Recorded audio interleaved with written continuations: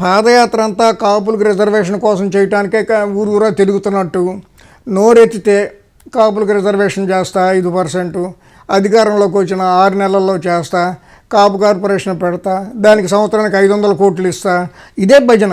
ఉప ముఖ్యమంత్రిని చేస్తా. ఆయన భజన చేయకపోయినా ఆ రోజున ఆయన గెలిచి ఉండేవాడు. ఎందుకంటే జగన్ గారి మీద అప్పుడు ప్రజల్లో సదభిప్రాయం లేదు. ఈ కేసులు, ఈ గోల, తిరణాల ఇంకా చేత జనం బాగా భయపడుతున్న దశ జగన్ గారు అంటే. కానీ చంద్రబాబును ప్రూవెన్ అడ్మినిస్ట్రేటివ్ ఎక్స్పీరియన్స్ ఉంది ఆయనకి. గతంలో 2 సార్లు ముఖ్యమంత్రిగా పనిచేసి ఉన్నారు, 2 సార్లు ప్రతిపక్ష నాయకుడిగా పనిచేసి ఉన్నారు. అంత అనుభవం ఉన్న రాజకీయవేత్త కేరళలో ఉన్నారేమో కానీ మన మిగిలిన స్టేట్స్లో ఎక్కడా లేరు. పినరపి విజయన్నను వాళ్ళు ఉన్నారు. కానీ ఇక్కడ ఆంధ్రప్రదేశ్లో చంద్రబాబు నాయుడు గారితో పోల్చదగిన రాజకీయ నాయకుడు మరొకరు లేరు. పరిపాలనా పరంగా కానీ, రాజకీయ అనుభవంలో కానీ, తిమ్మిని బమ్మిని చేయటంలో కానీ, వ్యూహరచనలో కానీ, పొలిటికల్ మ్యానిపులేషన్లో అసలు ఆయన కొట్టినోడు లేడు. అప్పటికి లేడు, ఇప్పటికి లేడు, ముందు కూడా ఉండరు. సో ఆయన ఖచ్చితంగా గెలిచి ఉండేవారు. కానీ ఈ కాపు భజన ఎప్పుడైతే శృతి మించి, అవసరానికి మించి చేశారో కాపు నాయకులు కొంతమంది పట్టుకున్నారు. ఆయన అన్నదే కదా, మనేం అడగలేదు కదా మనం రిజర్వేషన్ ఎందుకు చేయడు అని. అయితే ఒక టెంపో తీసుకురావడానికి సరైన లీడర్ ఎవరో కనపడలా. భీమవరంలో మీకు తెలుసు, మెంటే పద్మనాభం గారి అల్లుడు ఆరేటి ప్రకాష్ గారు తెలుసు, అడ్వకేట్. అక్కడ ఈ కాపు ఉద్యమాలని ఇవని కులపరంగా సమావేశాలు అంటూ తిరుగుతూ ఉంటాడు ఆయన స్టేట్ అంతా. మళ్ళీ ఆయనకు ఒక విజిటింగ్ కార్డు కూడా ఉంది, మెంటే పద్మనాభం గారు అల్లుడు అని. అదే పెద్ద విజిటింగ్ కార్డు. అది పెద్ద విజిటింగ్ కార్డు. ఆ కార్డు పుచ్చుకొని జేబులో పెట్టుకొని తిరుగుతూ ఉంటారు. ఆయన తప్పేమీ లేదు. ఆయన he has chosen that way of doing things. ఆయన ఏం చేశారు, ఒక 4 అడ్వకేట్లను వేసుకుని కిర్లంపూడి వెళ్ళారు. వెళ్ళి పద్మనాభం గారితో, సార్ ఇట్లా చంద్రబాబు నాయుడు గారు ఇట్లా చేశారు, ఇప్పుడు మళ్ళీ మాట తప్పించేస్తున్నాడు, మీరు పట్టుకుంటే పని అవుద్ది, స్టేట్ వైడ్గా ఒక ఉద్యమం డెవలప్ అవుతుంది. చిచి నాకు ఆ కాపుల సంగతి నాకు చెప్పకుండా, నా దగ్గర రాబాకుండా, మీరు వెళ్ళిపోండి, మీ కాపులు నమ్ముకుని నేను రాజకీయం చేయలేనని చెప్పి 2-3 సార్లు ఆయన రిజెక్ట్ చేశాడు. వీళ్ళు పట్టు వదలని విక్రమార్కుల్లాగా కారు వేసుకోవటం, భీమవరం నుంచి ఇంకో 4 అడ్వకేట్లు కలవటం, ఎక్కడం, కిర్లంపూడి వెళ్తాం, 2 తిట్లు తినటం, మళ్ళీ తిరిగి భీమవరం రావటం. ఈ కార్యక్రమంలో ఆరేటి ప్రకాష్ గారు ఉన్నారు. ఇది కుదరటం లేదని తోట త్రిమూర్తులు గారిని పట్టుకున్నారు వీళ్ళు. తోట త్రిమూర్తులు గారు కొట్టే తెచ్చే అనవసరమైన విషయాలు ఏం మాట్లాడడం, అవసరం అయితే కత్తెట్టు కోసినట్టు మాట్లాడతాడు. నిష్ఠూరంగా ఉన్న వాస్తవాలు మాట్లాడతాడు, ఖండితంగా మాట్లాడతాడు, సూటిగా మాట్లాడతాడు, మొహమాటం లేకుండా మాట్లాడతాడు. వెళ్ళి ఆయనకి చెప్పారు, మరి బాబు ఈ ఉద్యమానికి నువ్వు నాయకత్వం వహిస్తే కానీ దీనికి టెంపో రాదు. అప్పుడు అతను తెలుగుదేశంలో ఉన్నాడు.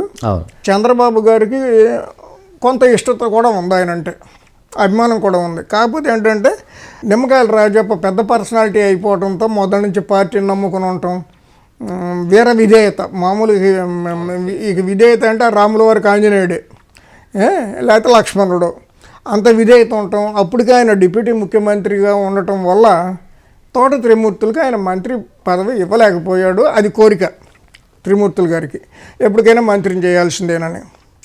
సరే ఆయన ఏం చేశారు, బాగానే ఉంది, ఓ పని చేద్దాం, స్టేట్ వైడ్గా 13 జిల్లాల నుంచి కాపు ముఖ్యుల్ని రాజమండ్రిలో మీటింగ్ పెడదాం, ఒక 300 మంది. అక్కడ ఒక చిన్న స్టీరింగ్ కమిటీ పెట్టుకుని, చంద్రబాబు గారి టైం నేను తీసుకుంటాను, వెళ్ళి మనం ఆయనకి రిప్రజెంట్ చేద్దాం అని చెప్పాడు తోట త్రిమూర్తి. ఈ విషయం పద్మనాభం గారికి తెలిసింది.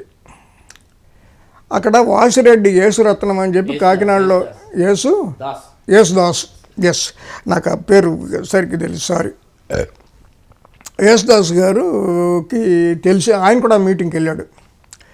వెళ్ళి వెంటనే పద్మనాభం గారి దగ్గరికి వెళ్ళి, ఏమండే త్రిమూర్తులు గారు లీడ్ తీసుకునేటట్టున్నాడు, కొంప కొల్లేరు అయిపోద్ది, మనం వెనకబడిపోతాం, ఇప్పుడు మనం లీడర్షిప్ కనుక తీసుకున్నామంటే దాన్ని మనకు ఫుల్ ఫోకస్ వచ్చేస్తుంది, చంద్రబాబుని గట్టిగా బెదరేయచ్చు అని చెప్పాడు.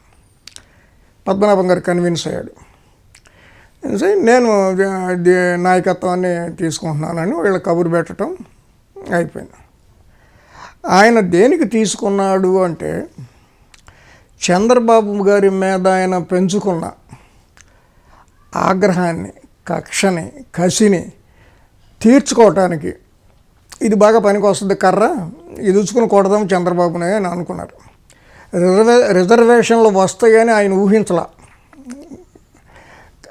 చంద్రబాబు నాయుడు ఎడుదిరిగి ఇవ్వడం, మనకి ఇస్తే బీసీలు ఊరుకోరు, సో బీసీల గురించి మనకివ్వడు, మనం ఈ కర్రచుకొని ఆయన కొడతా ఉండొచ్చు అనేది పద్మనాభం గారికి ఒక అసెస్మెంట్ దొరికింది. తునిలో మీటింగ్ పెట్టారు. ఏ నెలలో నాకు గుర్తులేదు, 7వ తారీఖు, బహుశా ఫిబ్రవరి జనవరిలోనూ 2016 అనుకుంటున్నాను. జనవరిలోనే లేకపోతే డిసెంబర్ నెలాఖరుకు 2015 డిసెంబర్ నెల పెట్టి ఊరందం ఏదో కాపు గర్జన అనో అట్లాంటిది ఏదో పోస్టర్లు వేశారు. నేను అనుకోకుండా ఏదో పని మీద కాకినాడ వెళ్తే ఎక్కడ పెట్టినా పోస్టర్లా కనపడుతున్నాయి. పద్మనాభం గారి ఫోటో, కాపు గర్జన, తుని. నేను నిజంగా భయపడిపోయా. ఎందుకంటే పద్మనాభం గారికి పబ్లిక్ మీటింగుల్లో మాట్లాడటం తెలీదు. ఆయన ఎన్నికలప్పుడు కూడా మీటింగులు పెట్టడు, ముక్తసరిగా మాట్లాడతాడు. ముక్తసరిగా కాదు, అసలు మాట్లాడడు. సైకిల్ ఒకటి వేసుకుంటాడు, ఒక 20 మంది కుర్రాళ్ళని వెనకాల పెట్టుకుంటాడు, ఆ సైకిల్ వేసుకొని ఓళ్ళమ్మడి తిరుగుతుంటాడు, నమస్కారం పెడుతుంటాడు. ఆయనకి మాట్లాడటం రాదు ఏది కూడా. తిట్టాల్సి వస్తే తిడతాడు, కానీ మామూలుగా పబ్లిక్ ప్రజలతో సావధానంగా మాట్లాడాలంటే రాజకీయ నాయకుల్లాగా మాట్లాడలేడు. నాకు తెలుసు ఆ సంగతి. పోస్టర్లు ఏమో దేశం అంతా వేశారు, రాయలసీమ నుంచి శ్రీకాకుళం దాకా. ఓరి నాయన, ఢిల్లీ నుంచి వచ్చారు మీటింగ్కి. నాకు తెలిసిన 3 వైజాగ్ ఫ్లైట్లో వచ్చి, వైజాగ్ నుంచి కారు వేసుకొచ్చి తుని మీటింగ్లో ఇరుక్కుపోయి సత్యశేడి బయటపడి మళ్ళీ విశాఖపట్నం వెళ్ళి ఢిల్లీ వెళ్ళిపోయారు.